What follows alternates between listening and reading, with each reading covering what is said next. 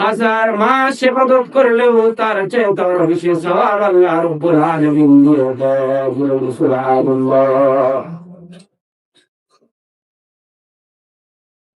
তারপরে আল্লাহ নবী সাল্লাল্লাহু আলাইহি ওয়াসাল্লাম বলেন, এই রমজান মাসে প্রত্যেকটা বনি আদমের জন্য, মুসলিমের জন্য আল্লাহ তাআলা রোজাকে ফরজ করে দিয়েছেন।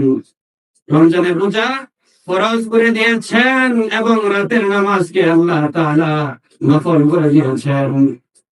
হাদিসে বলা হচ্ছে রোজাকে আল্লাহ ফরজ করেছেন আর রাতে নামাজ ইবাদতকে তারাবিকে আল্লাহ রাব্বুল আলামিন নফল করে দিয়েছেন।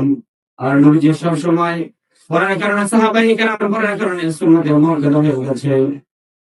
তারপর আল্লাহ নবী সাল্লাল্লাহু আলাইহি ওয়াসাল্লাম বলেন, যে ব্যক্তি এই রমজান মাসে একটা ফরজ আদায় করবে, যে ব্যক্তি রমজান মাসে একটি ফরজ আদায় করবে, আল্লাহ তাআলার নবী বলেন অন্য কোন মাসে কোন এক ব্যক্তি যদি ৭০টা ফরজ আদায় করে, আর এই রমজান মাসে কোন মুসল্লি যদি একটা ফরজ আদায় করে ৭০টা ফরজের সওয়াব আল্লাহ তার আমলনামায় দিয়ে দেন।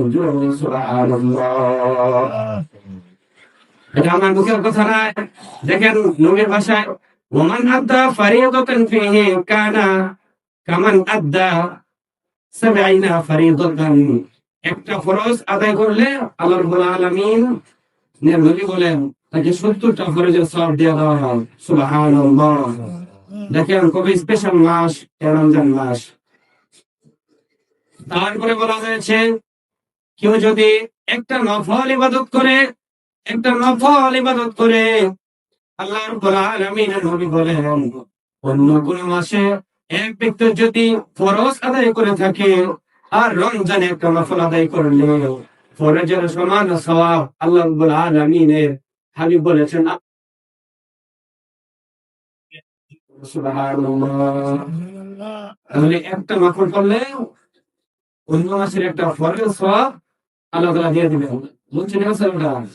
একটা নফল ইবাদত করেছেন, ফরজের সওয়াব আল্লাহ দিয়ে দিবেন। আর একটা ফরজ করছেন, কয়টা সওয়াব? কোন জায়গায় গেছিল?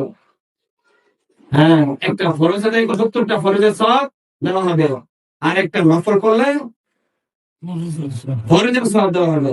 সুবহানাল্লাহ।